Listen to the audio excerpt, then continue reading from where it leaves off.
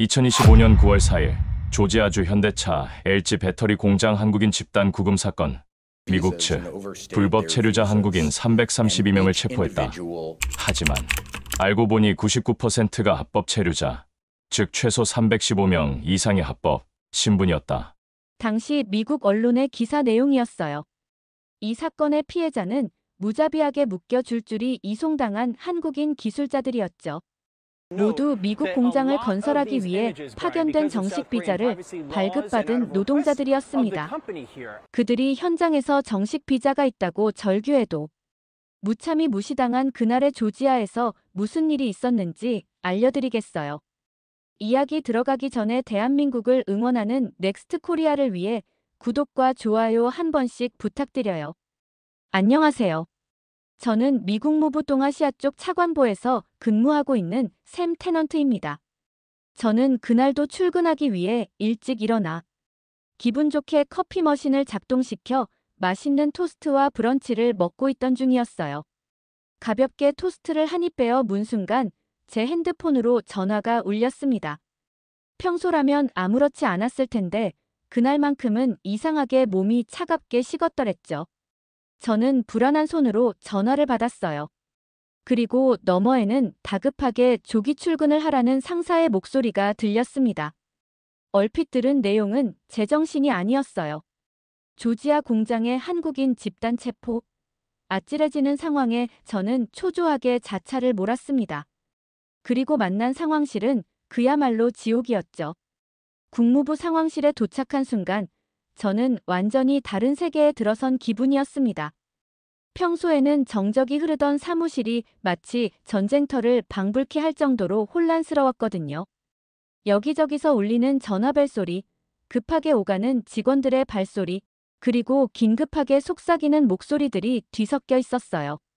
제가 동아시아 담당 차관보로서 이런 상황을 겪어본 적이 없었습니다. 아무리 복잡한 외교 문제라도 이 정도로 급박하고 심각한 분위기는 처음이었죠. 상사인 윌리엄 브라운 차관이 제게 다가와서 상황을 간략하게 설명해 주었는데 들으면 들을수록 믿을 수 없는 내용이었어요. 샘, 이민세관 집행청이 조지아주에서 대규모 단속을 벌였는데 한국인 332명이 체포됐다고 합니다. 윌리엄 브라운 차관의 목소리에는 당황스러움이 묻어 있었죠. 문제는 이들 대부분이 현대차와 LG가 공동으로 건설하는 배터리 공장의 기술자들이라는 겁니다. 저는 그 순간 무릎이 꺾이는 느낌이었어요. 현대차 LG 배터리 공장은 미국의 전기차 전환 정책에서 핵심적인 역할을 하는 프로젝트였거든요. 25조 원이라는 천문학적 투자 규모로 조지아주에 건설되고 있는 최첨단 시설이었습니다. 차관님, 그분들이 정말 불법 체류자였나요? 제가 떨리는 목소리로 물어봤어요. 윌리엄 브라운 차관이 고개를 저었습니다. 그게 문제야. 초기 보고서를 보니 90% 이상이 정식 비자를 소지하고 있었다고 해. 심지어 일부는 단연간 연장 승인을 받은 장기 체류자들이었어. 저는 그 순간 뭔가 심각하게 잘못되었다는 걸 직감했습니다. 이민세관 집행청이 이렇게 대규모로 실수를 할 리가 없었거든요. 분명 다른 이유가 있을 것이라는 생각이 들었어요. 상황실 한쪽에서는 한국 대사관과의 긴급 연락이 이루어지고 있었습니다. 한국 측에서는 즉각적인 항의와 함께 정확한 사실 확인을 요구하고 있었죠. 한국 대사 박민호 씨의 목소리가 스피커폰을 통해 들려왔는데 평소와는 완전히 다른 차가운 어조였어요. 미국 정부는 우리 국민들에게 어떤 일이 일어났는지 정확히 설명해야 합니다. 박민호 대사의 목소리에는 분노가 섞여 있었어요. 정식 비자를 소지한 기술자들을 범죄자 취급하는 것은 절대 용납할 수 없어요. 저는 급하게 이민세관 집행청 담당자에게 연락을 취했습니다. 하지만 돌아온 대답은 더욱 충격적이었어요. 담당자는 대규모 불법 체류자 단속 작전의 일환이라고만 반복할 뿐 구체적인 설명을 피하고 있었거든요. 정확히 어떤 근거로 이들을 체포했는지 알려주십시오. 제가 강하게 요구했지만 작전 보안상 자세한 내용은 공개할 수 없다는 답변만 돌아왔습니다. 그때 더욱 심각한 소식이 들려왔어요. 상무부에서 긴급 연락이 온 것이었습니다. 현대차 LG 배터리 공장의 가동이 즉시 중단되었다는 내용이었죠. 한국 기술자들이 갑자기 사라지면서 생산 라인 전체가 마비된 거예요. 샘, 이거 정말 큰일 났어. 상무부 담당자의 목소리가 전화기를 통해 들려왔어요. 테슬라, GM, 포드 등 주요 자동차 업체들이 모두 패닉 상태야. 배터리 공급에 차질이 생기면 전기차 생산 계획 전체가 무너질 수 있거든. 저는 그 순간 이 사건이 단순한 이민 단속이 아니라는 걸 깨달았습니다. 미국의 전기차 산업 전체를 뒤흔들 수 있는 대형 사건이었던 거죠. 더욱이 한국은 배터리 기술에서 세계 최고 수준을 자랑하는 나라였거든요. 윌리엄 브라운 차관이 제게 긴급 지시를 내렸습니다. 샘, 당장 조지아주로 가서 현장 상황을 파악해. 그리고 한국 측과 직접 접촉해서 사태 수습 방안을 찾아야 해. 저는 즉시 항공편을 예약하고 조지아주로 향했어요. 비행기 안에서도 계속 휴대폰으로 상황을 점검했는데 시간이 갈수록 사태는 더욱 심각해지고 있었습니다. 조지아주에 도착한 저는 먼저 구치소로 향했어요. 거기서 본 광경은 정말 충격적이었습니다. 평소에 정장을 단정하게 차려입고 다니는 한국 기술자들이 죄수복을 입고 있는 모습이었거든요. 그분들의 표정에는 당황과 분노, 그리고 절망이 뒤섞여 있었어요. 구치소 관계자를 통해 체포된 한국인들의 명단을 확인해 봤는데 정말 놀라웠습니다. 이철민 수석 엔지니어는 LG에서 25년간 배터리 기술 개발에 전념해온 세계 최고 수준의 전문가였어요. 박진우 생산팀장은 현대차에서 20년간 근무한 베테랑이었고, 김민석 품질관리자는 삼성 SDI에서 18년간 일해온 품질 관리의 달인이었습니다. 이런 최고 수준의 기술자들이 범죄자 취급을 받고 있다는 게 믿어지지 않았어요. 더욱이 이분들의 비자 서류를 확인해 보니 모두 정식 절차를 통해 발급받은 합법적인 것들이었거든요. 그날 밤 호텔에서 저는 워싱턴 본부에 긴급 보고서를 작성했습니다. 이번 사건은 명백한 실수이며 즉시 시정 조치가 필요합니다라고 강조했어요. 하지만 아직 이것이 얼마나 큰 파장을 불러일으킬지는 예상하지 못했습니다. 그 다음 날 아침, 저는 조지아주 현지에서 더욱 충격적인 사실들을 발견하게 되었습니다. 체포된 한국인들의 구체적인 신원을 파악하면서 이 사건의 심각성을 제대로 깨닫게 된 거죠. 이들은 단순한 기술자가 아니라 미국 전기차 산업의 핵심을 담당하는 세계 최고 수준의 전문가들이었어요. 이철민 수석 엔지니어는 리튬이온 배터리 분야에서 전 세계적으로 인정받는 권위자였습니다. LG에서 25년간 근무하면서 차세대 배터리 기술 개발을 주도해왔죠. 특히 배터리 안전성과 에너지 밀도 향상 분야에서는 그를 따를 사람이 없다고 평가받고 있었어요.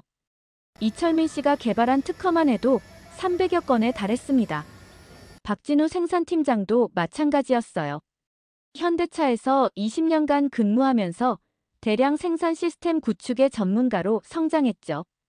박진우 씨의 생산 효율성 개선 노하우는 업계에서 전설로 통할 정도였습니다. 그가 설계한 생산 라인은 기존보다 30% 이상 효율이 높았거든요. 김민석 품질 관리자는 삼성 SDI에서 18년간 일하면서 배터리 품질 검사의 기준을 새로 만든 사람이었어요. 김민석 씨의 품질 관리 시스템을 도입한 후 불량률이 10분의 1로 줄어들었다는 보고도 있었습니다. 이런 최고 수준의 전문가들이 하루아침에 범죄자 취급을 받게 된 거예요. 저는 이 상황을 워싱턴 본부에 긴급 보고했습니다. 이들 없이는 미국 전기차 산업 전체가 마비될 수 있습니다라고 강조했죠. 실제로 현대차 LG 배터리 공장뿐만 아니라 다른 관련 시설들도 연쇄적으로 문제가 발생하기 시작했어요. 테슬라의 기가팩토리, GM의 얼티엄 배터리 공장, 포드의 전기차 생산 라인까지 모두 영향을 받기 시작한 거죠. 테슬라의 공급망 담당자가 제게 직접 연락을 해왔어요.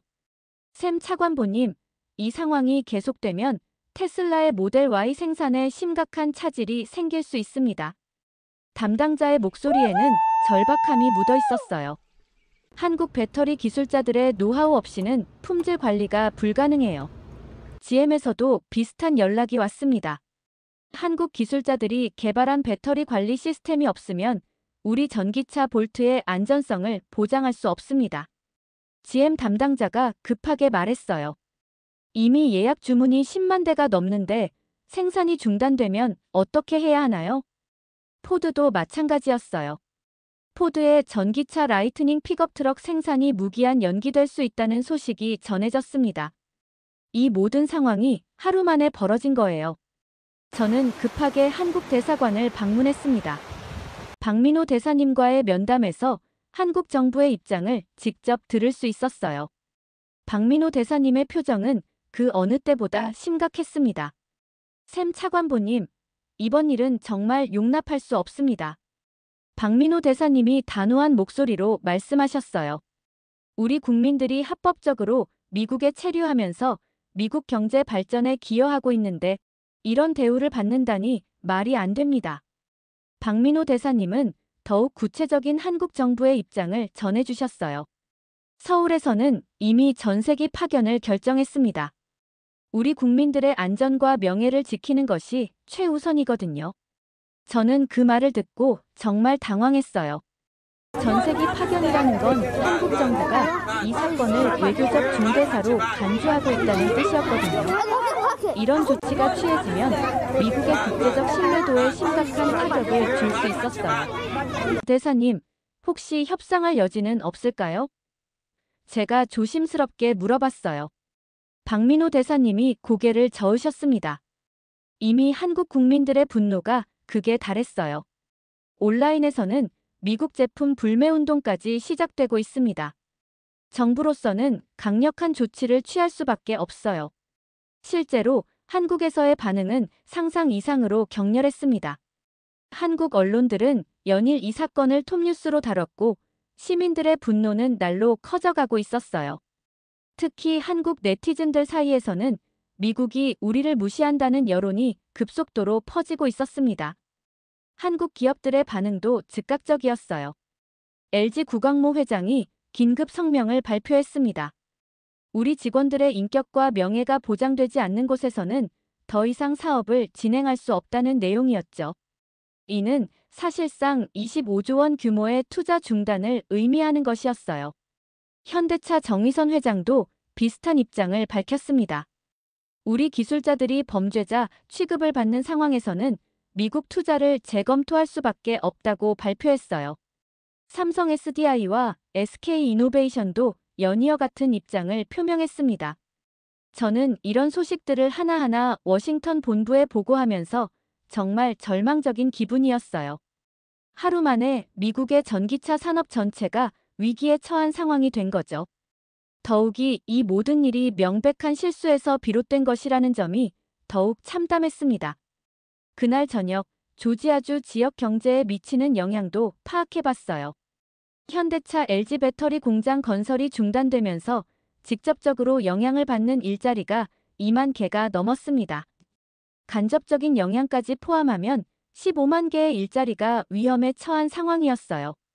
조지아주 브라이언 카운티 군수 톰 스미스 씨가 제게 긴급 연락을 해왔어요. 차관보님, 우리 지역이 완전히 망가지고 있습니다. 톰 스미스 군수의 목소리에는 분노와 절망이 뒤섞여 있었어요. 연방정부가 우리를 버린 건가요? 부동산 시장도 요동치기 시작했습니다. 공장 건설을 기대하고 투자했던 사람들이 일제히 매물을 내놓기 시작한 거예요. 하루 만에 부동산 가격이 10% 이상 떨어졌다는 보고가 들어왔습니다. 저는 그날 밤 호텔에서 긴급 보고서를 작성했어요. 제목은 한국 기술자 집단 구금 사건의 파급 효과와 대응 방안이었습니다. 보고서에서 저는 이 사건이 단순한 이민 문제가 아니라 미국의 국가 경쟁력과 직결된 문제라고 강조했어요.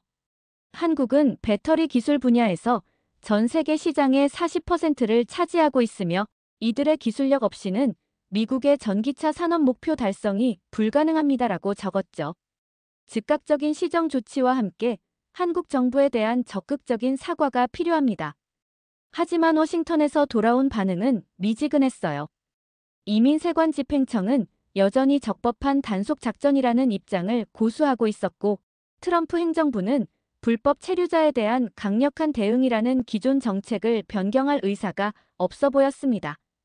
저는 그 순간 이 사건이 훨씬 더 큰 파장을 불러일으킬 것이라는 예감이 들었어요. 한국뿐만 아니라 다른 동맹국들도 미국의 이런 처사를 주목하고 있을 것이고, 결국 미국이 국제적으로 고립될 위험이 있다고 생각했거든요. 제가 조지아주에서 사태 수습에 골몰하고 있는 동안 워싱턴에서는 더욱 심각한 소식들이 연달아 들려오기 시작했습니다. 이 사건이 단순히 한미 양국 간의 문제가 아니라 전 세계적인 외교 파장으로 번져나가고 있었던 거죠. 저는 매 시간마다 쏟아지는 국제적 반응들을 보고받으면서 사태의 심각성을 새삼 깨닫게 되었어요. 가장 먼저 움직인 건 독일이었습니다. 올라프 숄츠 독일 총리가 공식 성명을 발표한 거예요. 독일은 전 세계 우수한 기술 인재들을 언제나 환영합니다. 특히 한국의 뛰어난 배터리 기술자들께서는 독일에서 최고의 대우를 받으실 수 있을 것입니다라는 내용이었죠. 저는 이 소식을 듣고 정말 당황했습니다. 독일이 직접적으로 미국을 겨냥해서 한국 기술자들을 유치하겠다고 나선 거였거든요. 독일 경제부 장관도 이어서 우리는 기술자들을 범죄자 취급하지 않는다며 우회적으로 미국을 비판했어요. 프랑스의 반응도 즉각적이었습니다. 에마뉘엘 마크롱 대통령이 한국 대사를 불러서 프랑스는 한국 기술자들에게 붉은 카펫을 깔아드리겠다고 약속했다는 소식이 전해졌어요. 프랑스 정부는 더 나아가 한국 배터리 기업들에게 특별 투자 인센티브를 제공하겠다고 발표했습니다. 가장 의외였던 건 일본의 반응이었어요. 그동안 한국과 경쟁 관계에 있었던 일본이 이번에는 한국 편에 선 거죠. 일본 경제산업상이 기자회견에서 우리도 미국에서 비슷한 차별적 대우를 받고 있다며 한국에 동조하는 발언을 했다고 합니다. 기술에는 국경이 없으며 우수한 인재는 어느 나라든 환영받아야 합니다. 일본 경제산업상의 발언이었어요. 일본은 한국의 우수한 기술자들과 협력할 준비가 되어 있습니다. 중국의 반응은 더욱 적극적이었습니다. 시진핑 주석이 직접 성명을 발표한 거예요. 기술 혁신과 인재 교류에는 국경이 없습니다. 한국의 훌륭한 기술자들을 중국은 최고의 예우로 모시겠습니다라는 내용이었죠. 베이징에서 발행되는 관영 신문들은 미국이 놓친 한국 기술자들에게 중국은 무한한 기회를 제공하겠다는 기사를 일면에 실었어요. 중국 상무부는 더 나아가 한국 배터리 기업들에게 특별 경제 구역을 조성해주겠다고 발표했습니다. 네덜란드에서도 놀라운 소식이 들려왔어요. 세계 최대 반도체 장비 회사인 ASML의 회장이 우리 반도체 장비 없이는 미국도 아무것도 만들 수 없다며 직설적으로 미국을 비판한 거예요. 한국 기술자들을 부당하게 대우하는 것에 깊은 우려를 표한다고 했습니다. 대만에서도 비슷한 반응이 나왔어요. TSMC 회장이 반도체와 배터리는 미래 산업의 핵심이며 이 분야에서 한국과의 협력을 더욱 강화하겠다고 발표했어요. 대만 정부도 기술 인재에 대한 차별은 글로벌 혁신을 저해한다며 우려를 표명했습니다. 이렇게 되자 한국, 일본, 대만, 네덜란드, 독일이 연대하는 구도가 형성되기 시작했어요. 미국 대 글로벌 기술 동맹의 대립각이 선명해진 거죠. 저는 이런 상황을 워싱턴에 긴급 보고했습니다. 동맹국들이 등을 돌리고 있으며 미국이 글로벌 기술 공급망에서 고립될 위험이 있습니다라고 강조했어요. 한국 기업들의 대응도 더욱 강경해졌습니다. LG 구광모 회장이 추가 성명을 발표한 거예요.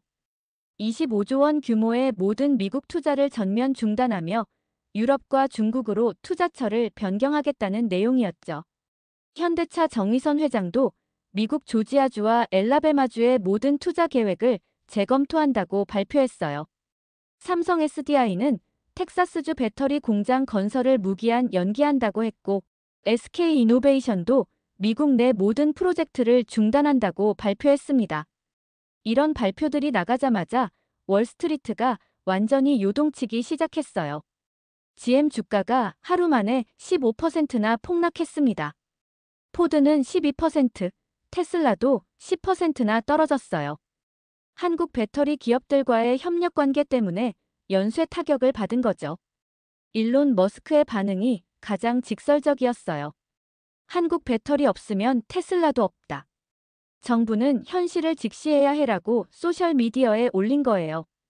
이 게시물은 몇 시간 만에 100만 번 이상 공유되면서 전 세계적인 화제가 되었습니다. 실리콘밸리에서도 우려의 목소리가 나오기 시작했어요. 애플의 팀 쿡 최고 경영자가 내부 회의에서 한국 없이는 아이폰 생산에 차질이 생길 수 있다고 우려를 표명했다는 소식이 전해졌습니다. 구글의 최고 경영자도 글로벌 인재 확보에 차질이 생기고 있다며 정부 정책을 우회적으로 비판했어요. 아마존의 제프 베이조스는 더 직설적이었죠. 혁신에는 국경이 없다. 미국은 열린 마음으로 전 세계 인재를 받아들여야 한다고 소셜미디어에 올렸습니다. 워렌 버핏까지 나섰어요. 텔레비전에 출연한 그는 한국 없이는 미국 경제도 위험하다. 이건 상식이야. 정부는 현실을 직시해야 해라고 직설적으로 말했어요. 저는 이런 소식들을 하나하나 워싱턴에 보고하면서 정말 절망적인 기분이었습니다. 미국이 스스로 국제적 고립의 길을 걷고 있다는 생각이 들었거든요. 더욱이 이 모든 일이 명백한 실수에서 비롯된 것이라는 점이 더욱 참담했어요. 미국 내부에서도 변화의 조짐이 나타나기 시작했습니다. 월스트리트 저널이 우려 섞인 분석 기사를 실었어요. 미국 혼자만의 리쇼어링은 불가능하다. 글로벌 공급망에서 미국만 따로 떨어져 나갈 수는 없다는 내용이었죠. 하버드 대학교 경제학과 교수도 경고했습니다. 미국이 스스로 고립의 길을 걷고 있다. 소프트 파워로 세계를 이끌어야 할 미국이 하드 파워로만 밀어붙이고 있어. 그날 저녁 저는 조지아주 현지에서 한국 기업 관계자들과 만날 기회가 있었어요. LG 현지 법인장 이민수 씨와의 면담에서 한국 기업들의 심정을 직접 들을 수 있었습니다. 샘 차관보님, 저희는 정말 실망했어요. 이민수 법인장의 목소리에는 깊은 상처가 묻어 있었어요.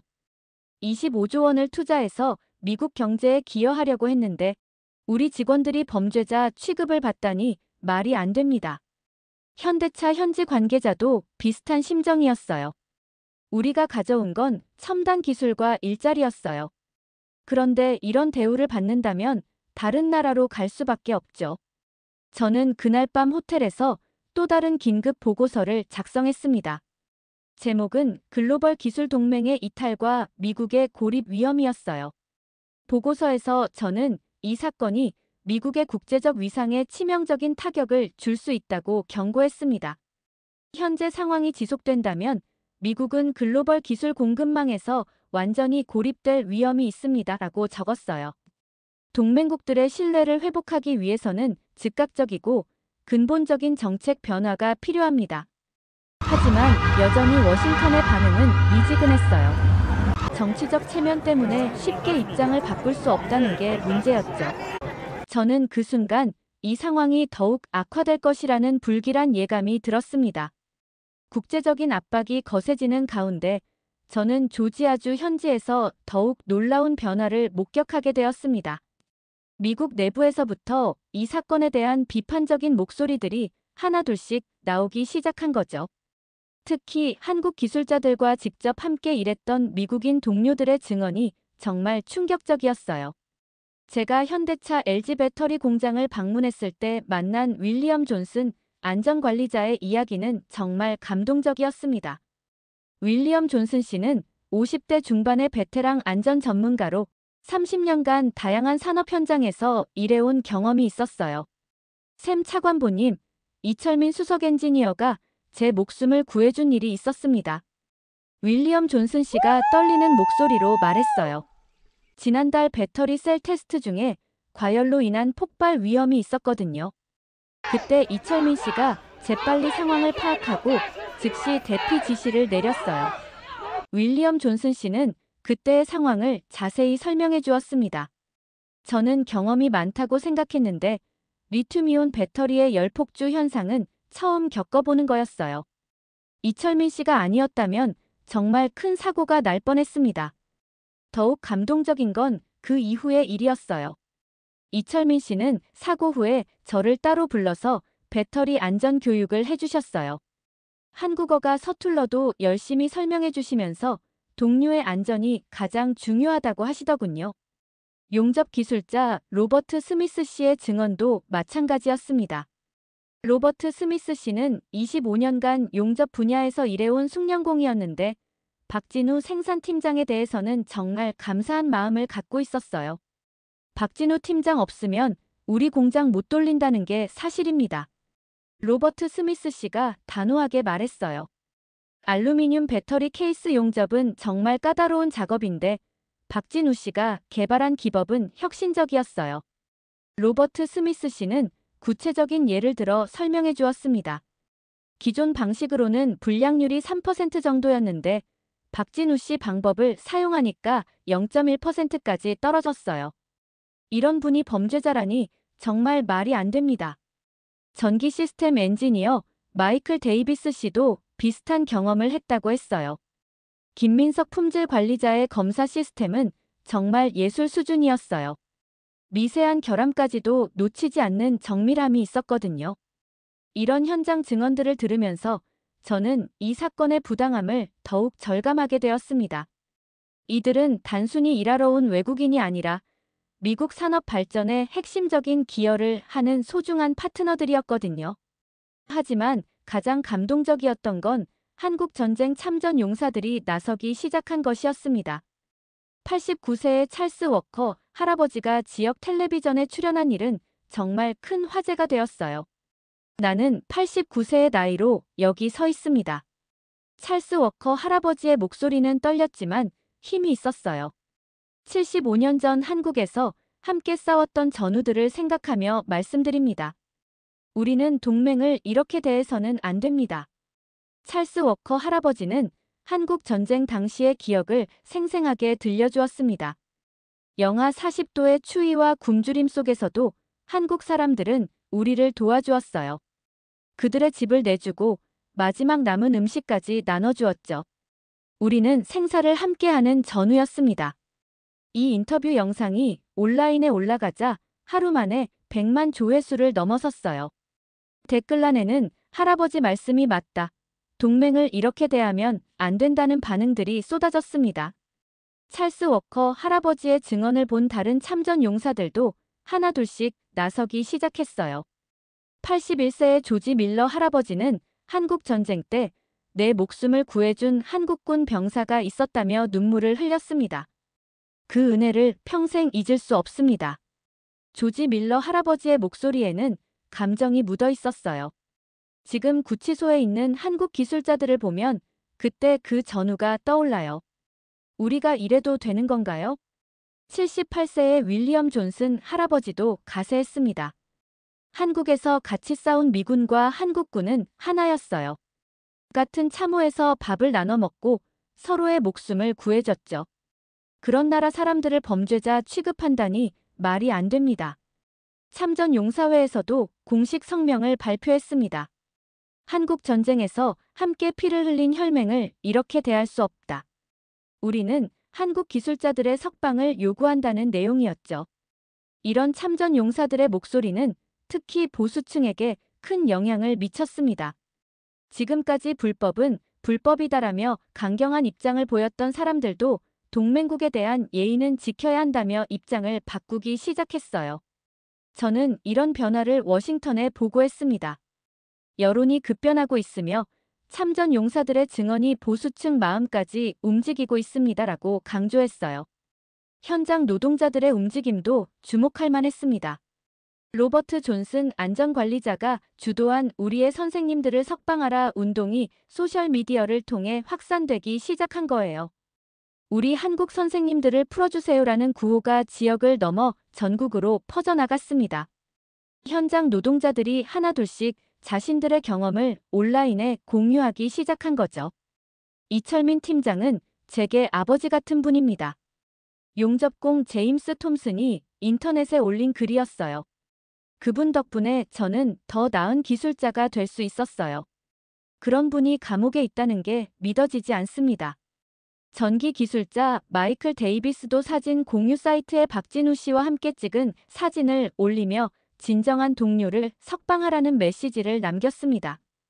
이런 개인적인 증언들이 하나둘 모이면서 큰 흐름을 만들어가기 시작했어요. 단순한 법적 문제가 아니라 인간적인 유대와 우정의 문제로 인식되기 시작한 거죠. 지역 언론들도 논조를 바꾸기 시작했습니다. 조지아주 최대 신문인 애틀랜타 저널 컨스티튜션이 사설을 통해 우리의 동맹을 지키자는 제목으로 한국 기술자들을 지지하는 입장을 밝혔어요. 이들은 범죄자가 아니라 우리 경제에 기여하는 소중한 파트너들이다. 동맹국을 이렇게 대하는 것은 미국의 가치에 어긋난다는 내용이었죠. 지역 텔레비전 방송국들도 연일 이 문제를 다루기 시작했어요. 특히 참전 용사들의 인터뷰와 현장 노동자들의 증언이 큰 반향을 일으켰습니다. 저는 이런 변화들을 지켜보면서 희망을 품기 시작했어요. 진실의 힘이 조금씩 사람들의 마음을 움직이고 있다는 걸 느꼈거든요. 하지만 동시에 아직 갈 길이 멀다는 것도 알고 있었습니다. 그날 밤 호텔에서 저는 또 다른 보고서를 작성했습니다. 제목은 미국 내부 여론 변화와 대응 전략이었어요.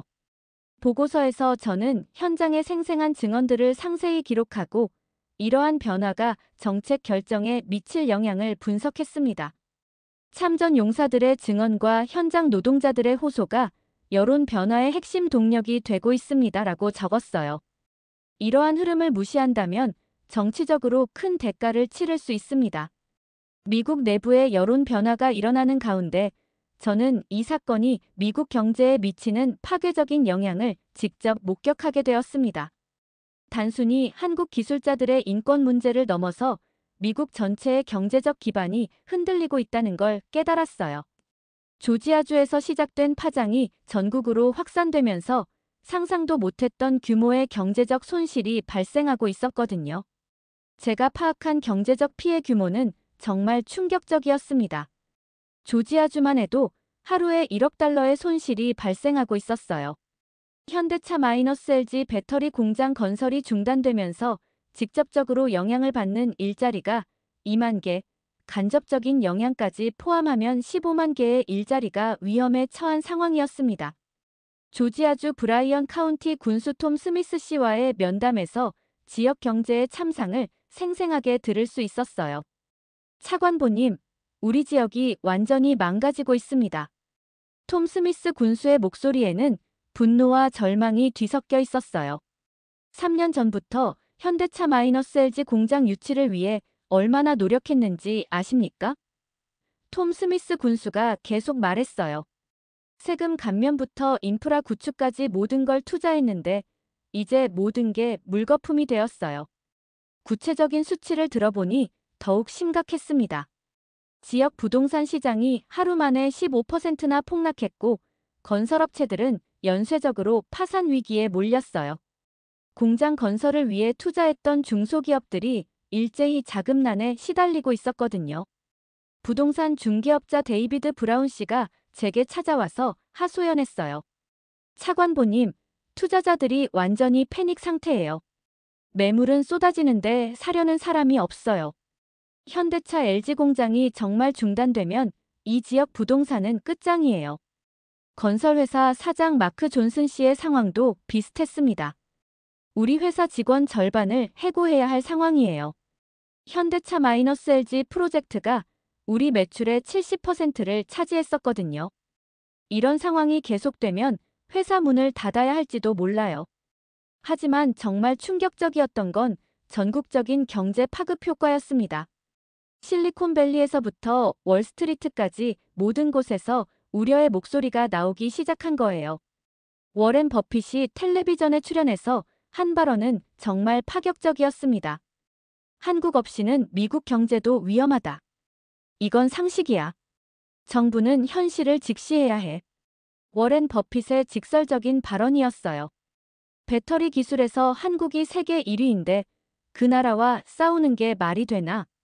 제프 베이조스도 소셜미디어에 글을 올렸습니다. 혁신에는 국경이 없다. 미국은 열린 마음으로 전 세계 인재를 받아들여야 한다.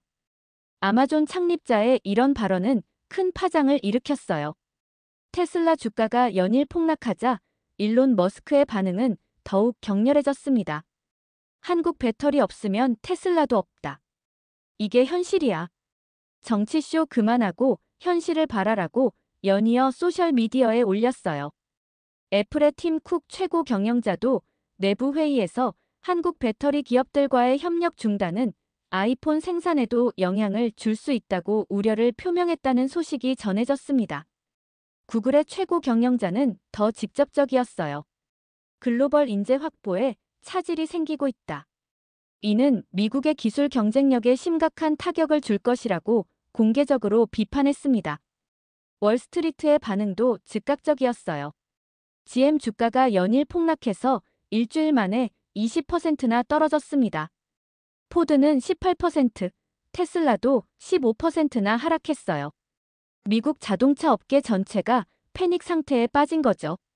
더욱 심각한 건 다른 주들에서도 비슷한 상황이 벌어지기 시작했다는 점이었습니다. 텍사스주에서는 삼성전자가 오스틴 반도체 공장 증설을 무기한 연기한다고 발표했어요. 200억 달러 규모의 투자가 한순간에 사라진 겁니다. 텍사스주 지사 그렉 에벗이 긴급 성명을 발표했습니다. 연방정부의 잘못된 정책으로 인해 텍사스주가 엄청난 경제적 손실을 보고 있다. 이는 용납할 수 없는 일이다. 엘라베마주에서도 현대차 공장 확장 계획이 전면 중단되었어요. 15억 달러 규모의 투자와 3,000개의 신규 일자리 창출이 무산된 거죠. 엘라베마주 지사도 연방정부가 우리 주를 버렸다며 강하게 항의했습니다. 미시간주 디트로이트에서는 LG 배터리 연구센터 폐쇄 계획이 발표되었어요. 500명의 고급 연구 인력이 해고될 위기에 처했습니다. 디트로이트 시장이 자동차의 도시 디트로이트가 죽어가고 있다며 울분을 토했어요.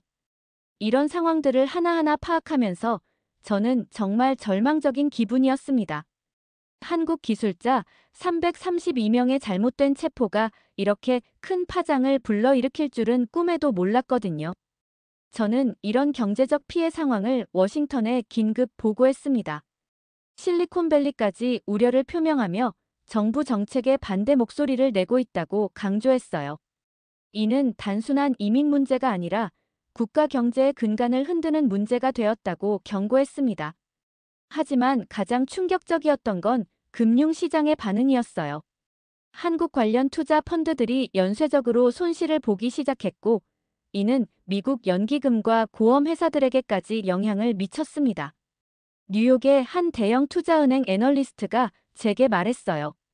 차관보님, 이 상황이 계속되면 미국 금융시장 전체가 타격을 받을 수 있어요. 한국과의 경제관계가 얼마나 중요한지 이제야 깨닫고 있습니다. 연방준비제도 관계자들도 우려를 표명하기 시작했어요. 글로벌 공급망 차질로 인한 인플레이션 압력이 가중될 수 있다는 내부 보고서가 작성되었다는 소식도 들려왔습니다. 농업 분야에서도 영향이 나타났어요. 한국은 미국 농산물의 주요 수입국 중 하나였는데 한국 정부가 미국산 농산물 수입을 제한하기 시작한 거예요. 아이오와주와 일리노이주의 농민들이 우리 농산물을 팔 곳이 없어졌다며 항의하기 시작했습니다. 항공업계도 타격을 받았어요. 한국 기업들의 출장 수요가 급격히 줄어들면서 태평양 노선 항공편들이 연쇄 취소되기 시작했습니다. 델타항공과 유나이티드 항공의 주가도 하락세를 보였어요. 관광업계의 피해도 상당했습니다. 한국인 관광객들의 미국 여행 취소가 급증하면서 서부와 동부의 주요 관광지들이 타격을 받기 시작했어요. 하와이는 특히 심각했는데 한국인 관광객이 전체의 15%를 차지하고 있었거든요. 교육 분야에서도 문제가 생겼습니다. 한국 학생들의 미국 유학 취소가 증가하면서 미국 대학들이 재정적 어려움을 겪기 시작했어요. 특히 공과대학들은 한국 학생들의 높은 등록금에 의존하고 있었는데 이들이 빠지면서 예산 문제가 발생한 거죠. 저는 이 모든 상황을 종합해서 또 다른 긴급 보고서를 작성했습니다. 제목은 한국기술자 구금 사건의 전면적 경제 파급 효과였어요. 보고서에서 저는 이 사건이 미국 경제 전반에 미치는 치명적 영향을 상세히 분석했습니다. 현재 상황이 지속된다면 미국의 국내 총생산에 직접적인 타격을 줄 것으로 예상됩니다라고 적었어요. 특히 첨단 기술 분야에서의 경쟁력 약화는 장기적으로 회복하기 어려운 손실을 가져올 수 있습니다. 그날 밤 호텔에서 저는 정말 무거운 마음으로 잠자리에 들었습니다. 하나의 잘못된 정책 결정이 이렇게 큰 파장을 불러일으킬 수 있다는 게 믿어지지 않았거든요. 더욱이 이 모든 일이 명백한 실수에서 비롯된 것이라는 점이 더욱 참담했어요. 경제적 파장이 확산되는 가운데 저는 조지아주 현지에서 놀라운 변화를 목격하게 되었습니다. 지역 주민들이 자발적으로 한국 기술자들을 지지하는 움직임을 보이기 시작한 거예요. 처음에는 불법은 불법이다라고 말했던 사람들도 진실을 알게 되면서 점점 태도를 바꾸기 시작했습니다.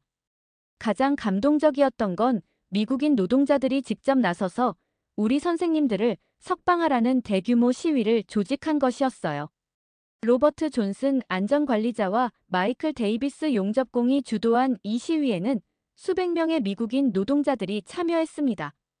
이철민 팀장과 박진우 책임자가 없으면 우리도 일자리를 잃습니다. 로버트 존슨 씨의 호소였습니다. 그분들은 범죄자가 아니라 우리의 동료이자 선생님이에요. 우리가 나서서 진실을 알려야 합니다.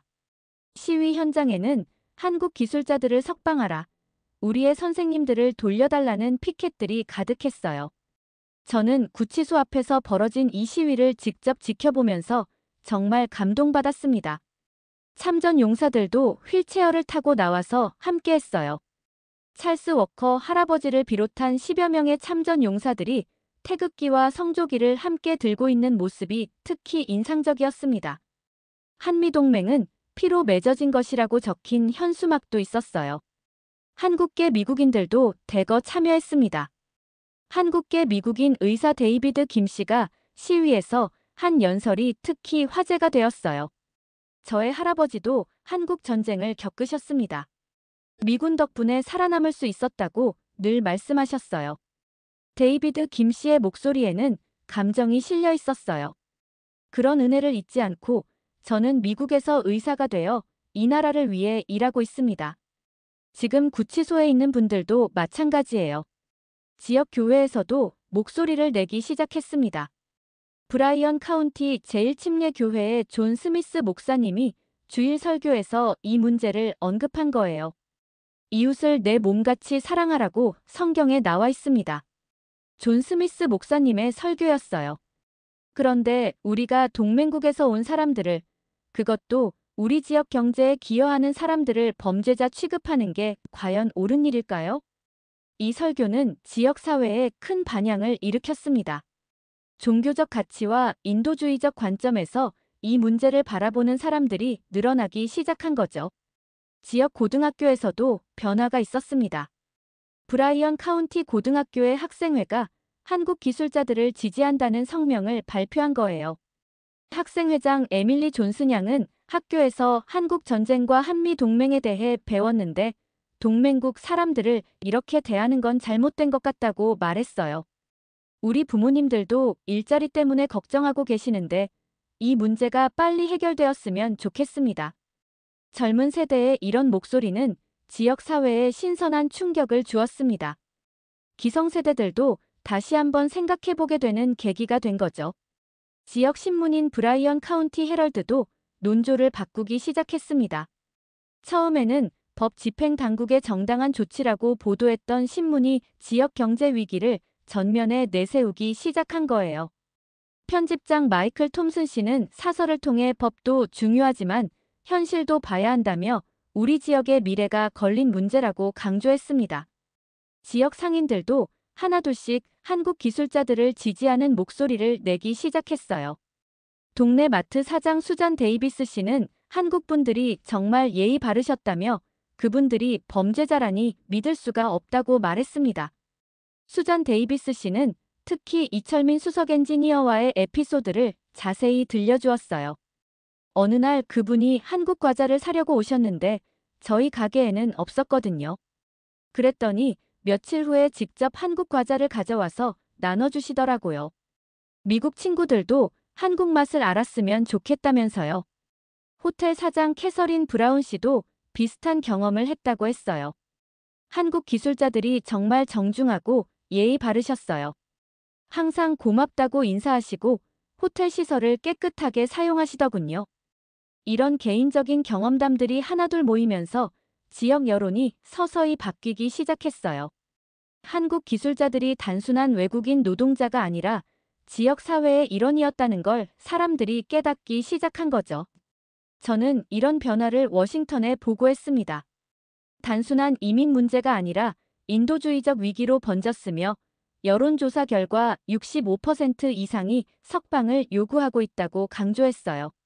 시위가 계속되면서 전국 언론들도 관심을 갖기 시작했습니다. CNN의 앤더슨 쿠퍼가 직접 조지아주로 와서 특집 방송을 제작했어요.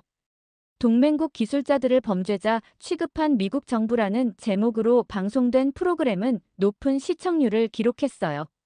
앤더슨 쿠퍼는 방송에서 이것은 단순한 이민 단속이 아니라 외교적 실책이라고 평가했습니다. 워싱턴 포스트도 사설을 통해 미국의 품격이 실추되고 있다며 정부 정책을 비판했어요.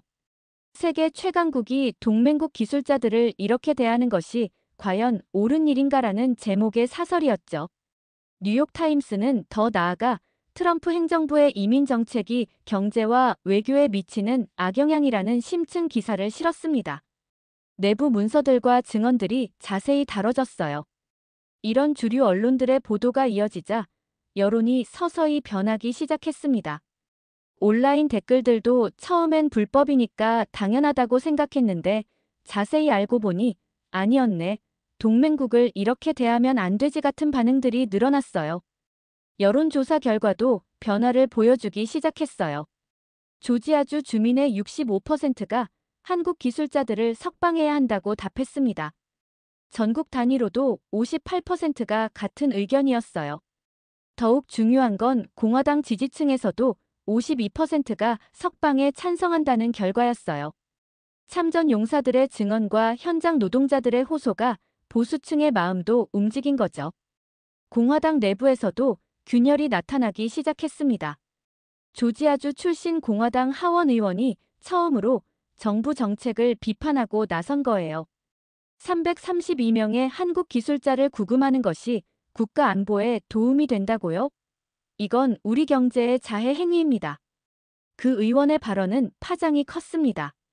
트럼프의 지지자가 정부 정책을 정면 비판한 거였거든요.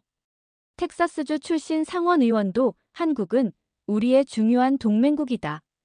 이런 식으로 대하는 건 옳지 않다고 비판했습니다. 민주당은 물론 더 적극적으로 나섰죠. 하원 외교위원회가 이 사안에 대한 청문회를 개최하기로 결정했습니다. 동맹국에 대한 부당한 대우를 주제로 한 청문회였어요. 이런 정치권의 변화와 함께 언론의 프레임도 완전히 바뀌었습니다. 처음에는 불법 취업자 단속이라고 보도되던 것이 동맹국 기술자들에 대한 부당한 대우로 바뀐 거죠. 폭스뉴스마저 논조를 바꾸기 시작했어요. 한국은 우리의 중요한 동맹국이다. 좀 더 신중한 접근이 필요하다는 식으로 말이죠. 저는 이런 변화들을 지켜보면서 희망을 품기 시작했어요.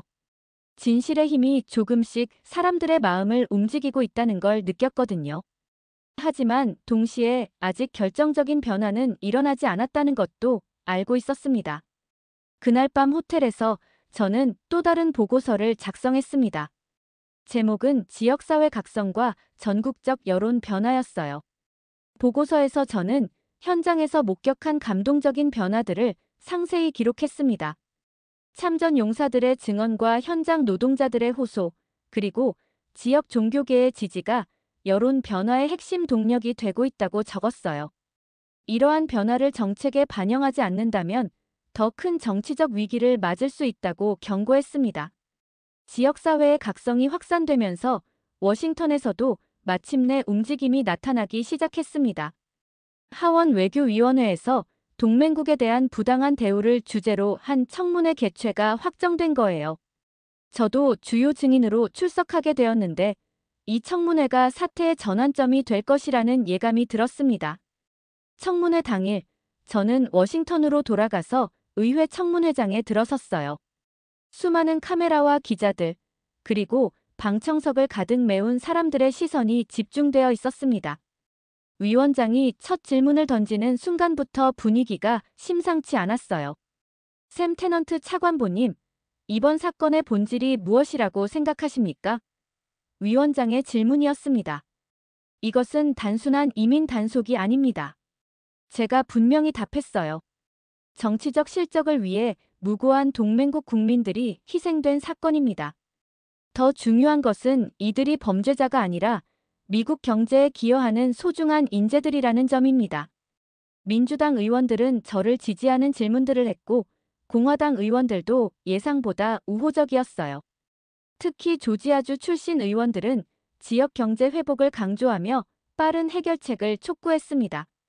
하지만 청문회의 진짜 하이라이트는 이민세관 집행청 내부 고발자의 증언이었어요. 12년간 근무한 베테랑 요원이 공식적으로 내부 상황을 폭로한 거죠. 하루 3,000명 체포 지시는 현실적으로 불가능한 목표였습니다. 그 요원의 충격적인 증언이었어요. 그래서 합법적인 체류자들까지 단속 대상에 포함시킬 수밖에 없었습니다. 우리 요원들 중에서도 이런 방식에 반대하는 사람들이 많습니다. 더욱 충격적인 건 그 다음 증언이었어요. 한국인들을 의도적으로 표적화한 이유는 손쉬운 타겟이라고 판단했기 때문입니다. 언어 장벽과 법적 대응 능력 부족을 이용한 거죠. 청문회장 전체가 술렁거렸습니다. 방청석에서는 탄식 소리가 들려왔고 기자들은 부지런히 메모를 적고 있었어요. 이는 정치적 실적을 위한 무차별 체포 작전이었다는 게 공식적으로 확인된 순간이었습니다. 윌리엄 존슨 안전관리자의 증언도 감동적이었어요. 이철민 엔지니어가 저를 구해준 그날을 평생 잊을 수 없습니다. 윌리엄 존슨 씨의 목소리가 떨렸어요. 그런 사람을 범죄자라고 부르는 건 저에 대한 모독이기도 합니다. 로버트 스미스 용접공도 출석해서 증언했어요. 박진우 팀장이 가르쳐준 기술 덕분에 우리 공장의 불량률이 10분의 1로 줄어들었습니다. 그런 분이 범죄자라니 말이 안 됩니다. 참전용사 찰스 워커 할아버지의 증언은 청문회장 전체를 숙연하게 만들었어요. 나는 75년 전 한국에서 함께 피를 흘린 전우들을 기억합니다. 그런 나라 사람들을 이렇게 대해서는 안 됩니다. 청문회 실황이 전국에 중계되면서 여론이 급격히 변하기 시작했습니다. 시청자들의 반응도 이제야 진실을 알았다. 동맹국을 이렇게 대해서는 안 된다는 쪽이었어요. 온라인에서는 내부 고발자 증언이 실시간 검색어 1위에 올랐고 소셜미디어에는 한국 기술자들을 지지하는 게시물들이 쏟아져 나왔습니다. 청문회 이틀 후 주요 언론들이 연일 이 문제를 집중 보도하기 시작했어요. CNN은 정치적 실적을 위한 무차별 체포 작전이라는 제목으로 특집 방송을 내보냈습니다. 워싱턴 포스트는 미국의 품격 실추라는 사설을 일면에 실었어요. 세계 최강국이 동맹국 기술자들을 이렇게 대하는 것이 과연 옳은 일인가라는 날카로운 비판이었죠. 뉴욕타임스는 더 나아가 트럼프 행정부의 이민 정책이 경제와 외교에 미치는 악영향이라는 심층 기사를 실었습니다. 제가 확보한 내부 문서들과 증언들이 자세히 다뤄졌어요. 가장 놀라운 건 폭스뉴스까지 논조를 바꾸기 시작했다는 점이었습니다. 한국은 우리의 중요한 동맹국이다. 좀 더 신중한 접근이 필요하다는 식으로 보도하기 시작한 거예요. 여론조사 결과도 극적으로 바뀌었습니다. 조지아주 주민의 70%가 한국 기술자들을 석방해야 한다고 답했어요. 전국 단위로도 62%가 같은 의견이었죠. 더욱 중요한 건 공화당 지지층에서도 57%가 석방에 찬성한다는 결과였어요. 참전 용사들의 증언과 현장 노동자들의 호소, 그리고 청문회에서 드러난 진실이 보수층의 마음도 완전히 움직인 거죠. 공화당 내부의 균열도 더욱 커졌습니다. 텍사스주 출신 테드 크루즈 상원 의원이 한국은 우리의 중요한 동맹국이다. 이런 식으로 대하는 건 옳지 않다고 공개적으로 비판했어요. 플로리다주 출신 마르코 루비오 상원 의원도 국가 안보와 경제 발전을 위해서는 우수한 인재를 환영해야 한다며 정부 정책에 우려를 표명했습니다. 조지아주 출신 공화당 하원 의원은 더욱 직설적이었어요. 332명의 한국 기술자를 구금하는 것이 국가 안보에 도움이 되나요? 이건 우리 경제의 자해 행위입니다. 민주당은 물론 더 적극적으로 나섰죠. 하원 외교위원회가 동맹국 신뢰 회복을 위한 특별법을 발의하겠다고 발표했어요. 이런 일이 재발하지 않도록 하는 제도적 장치를 마련하겠다는 것이었습니다. 저는 이런 변화들을 지켜보면서 정말 놀랐어요. 진실의 힘이 이렇게 빠르게 여론을 바꿀 수 있다는 걸 목격한 거죠. 하지만 동시에 아직 실질적인 정책 변화는 일어나지 않았다는 것도 알고 있었습니다. 백악관에서는 여전히 공식적인 입장 변화가 없었어요. 트럼프 대통령은 강력한 이민 단속 정책을 계속 추진하겠다는 기존 입장을 고수하고 있었습니다. 하지만 내부적으로는 변화의 조짐이 나타나고 있었어요. 국무부와 상무부에서 관계 개선 필요성에 대한 내부 검토가 시작되었다는 소식이 들려왔습니다. 법무부에서도 사안 재검토 움직임이 포착되고 있었지만 아직 공식 발표는 없는 상태였어요. 정치적 체면 때문에 쉽게 입장을 바꿀 수 없다는 게 문제였죠. 한국 정부는 여전히 강경한 입장을 유지하고 있었습니다. 구체적인 행동 없이는 어떤 협상도 없다는 원칙을 고수하고 있었어요. 전세기는 이미 준비되어 있었고 언제든 출발할 수 있는 상태였습니다. 한국 기업들도 마찬가지였어요. LG, 현대차, 삼성 모두 미국 정부의 구체적인 사과와 재발 방지 약속이 없으면 투자 재개는 없다는 입장을 고수하고 있었습니다. 저는 그날 밤 워싱턴의 호텔에서 최종 보고서를 작성했어요. 제목은 청문회 이후 여론 변화와 정책 재현이었습니다. 국제적 신뢰도 급락으로 미국의 소프트 파워가 심각한 타격을 받았습니다. 보고서에 이렇게 적었어요. 더 이상 현 정책을 유지하는 것은 불가능하며 즉각적인 정책 전환이 필요합니다. 보고서에서 저는 구체적인 해결 방안도 제시했어요. 한국 기술자들의 즉시 석방, 공식 사과, 그리고 재발 방지를 위한 제도적 장치 마련이 필요하다고 강조했습니다. 하지만 아직 워싱턴의 반응은 미지근했어요. 정치적 결단이 필요한 시점이었지만 그 신호는 여전히 보이지 않고 있었습니다. 저는 창밖을 바라보면서 생각했어요. 진실이 드러나고 여론이 바뀌었지만 정치적 해결책은 여전히 불확실했습니다. 하지만 분명한 건 변화의 바람이 불기 시작했다는 것이었어요. 청문회에서 진실이 폭로되고 여론이 완전히 바뀐 후 워싱턴에서는 조용하지만 의미 있는 변화들이 시작되었습니다. 저는 국무부 내부에서 이런 미묘한 변화들을 직접 목격할 수 있었어요. 공식적인 발표는 없었지만 고위층에서는 분명히 정책 재검토가 이뤄지고 있었습니다. 윌리엄 브라운 차관이 저를 불러서 조심스럽게 말했어요. 샘, 상부에서 이 문제에 대한 대안을 검토하라는 지시가 내려왔어. 물론 공식적인 건 아니지만 말이야. 국무부와 상무부에서 합동으로 관계 개선 필요성에 대한 내부 보고서를 작성하기 시작했다는 소식도 들려왔어요. 하지만 모든 게 비공식적이고 조심스러운 수준이었습니다. 법무부에서도 움직임이 포착되고 있었어요. 사안 재검토라는 명목으로 한국 기술자들의 구금 상황을 다시 살펴보기 시작했다는 거였죠. 하지만 여전히 공식 발표는 없는 상태였습니다. 하원 외교위원회에서는 추가 조사를 결정했어요. 동맹국 신뢰 회복을 위한 특별조사위원회를 구성해서 이 문제를 더 깊이 파헤치겠다고 발표했습니다. 일부 한국 기술자들의 조건부 석방도 조심스럽게 논의되고 있다는 소식이 들려왔어요. 하지만 한국 정부의 반응은 여전히 차가웠습니다. 박민호 대사가 제게 말했어요. 샘 차관보님, 우리는 구체적인 행동만을 믿습니다. 말로만 하는 검토나 재검토는 의미가 없어요. 한국 정부는 미국 정부의 공식 사과와 재발 방지 약속, 그리고 전 인원의 즉시 석방이라는 세 가지 조건을 고수하고 있었어요. 이 조건이 충족되지 않으면 어떤 협상도 없다는 강경한 입장이었죠. 한국 기업들도 마찬가지였습니다. LG 현지법인장 이민수 씨가 제게 말했어요. 차관보님, 우리는 이미 너무 많이 실망했어요. 진정성 있는 변화가 없다면 투자 재개는 불가능합니다. 현대차 현지 관계자도 비슷한 입장이었어요. 말로만 하는 재검토로는 신뢰를 회복할 수 없어요. 우리 직원들이 당한 모욕을 어떻게 잊을 수 있겠습니까? 그런 가운데서도 지역사회의 연대는 계속되고 있었습니다. 조지아주에서는 매일 구치소 앞에서 소규모 시위가 이어지고 있었어요. 윌리엄 존슨 안전관리자를 비롯한 현장 노동자들이 번갈아가며 우리 선생님들을 석방하라는 피켓을 들고 서 있었습니다.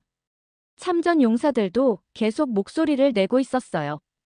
찰스 워커 할아버지가 다른 지역 텔레비전에도 출연해서 한국 전쟁의 의미를 잊어서는 안 된다고 강조했습니다. 전국적으로도 비슷한 움직임이 확산되고 있었어요. 캘리포니아에서는 실리콘밸리 한국 기술자들이 우리도 언제든 같은 일을 당할 수 있다며 연대 시위를 벌였습니다. 텍사스에서는 삼성 직원들과 현지 주민들이 함께 나섰어요. 경제적 압박도 계속되고 있었습니다. 매일 수십억 달러의 손실이 발생하고 있었고 한국 기업들의 투자 중단으로 인한 파급 효과가 점점 커지고 있었어요. 월스트리트에서는 한국 리스크라는 새로운 용어까지 등장했습니다. 한국과의 관계 악화가 미국 경제에 미치는 영향을 분석하는 보고서들이 연일 나오고 있었어요. 일론 머스크는 계속해서 소셜미디어에 압박성 메시지를 올리고 있었습니다. 정치쇼는 그만하고 현실을 보라. 테슬라도 한국 없이는 안 된다는 식의 직설적인 글들이었어요. 워렌 버핏도 추가 인터뷰에서 이 문제가 빨리 해결되지 않으면 미국 경제 전체가 타격을 받을 것이라고 경고했습니다. 저는 이런 상황들을 매일 워싱턴에 보고하고 있었어요. 상황이 조금씩 변화하고 있는 것은 분명하지만 아직 결정적인 전환점은 오지 않았습니다라고 적었죠. 한국 기업들의 투자 중단이 계속되고 있고 매일 수십억 달러의 손실이 발생하고 있습니다. 정치적 결단이 필요한 시점이지만 아직 그 신호는 보이지 않고 있습니다. 가장 답답한 건 백악관의 침묵이었어요. 트럼프 대통령은 여전히 이 문제에 대해 공식적인 언급을 피하고 있었습니다. 대신 강력한 이민 정책을 계속 추진하겠다는 기존 입장만 반복하고 있었어요. 하지만 내부적으로는 분명히 논의가 이루어지고 있다는 신호들이 포착되고 있었습니다. 백악관 관계자들이 국무부와 상무부에 대한 검토를 요청했다는 소식도 들려왔어요.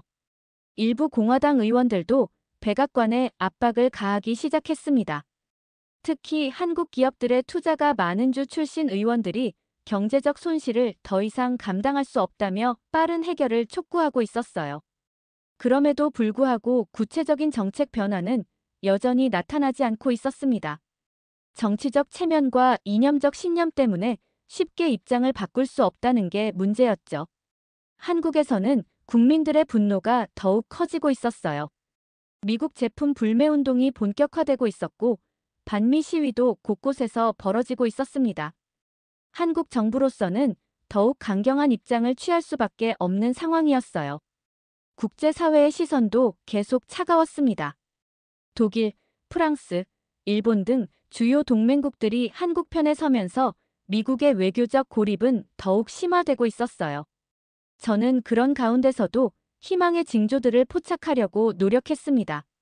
조지아주 현지에서 만난 사람들의 진심 어린 연대, 참전 용사들의 감동적인 증언, 현장 노동자들의 간절한 호소 등이 분명히 변화의 씨앗이 되고 있었거든요.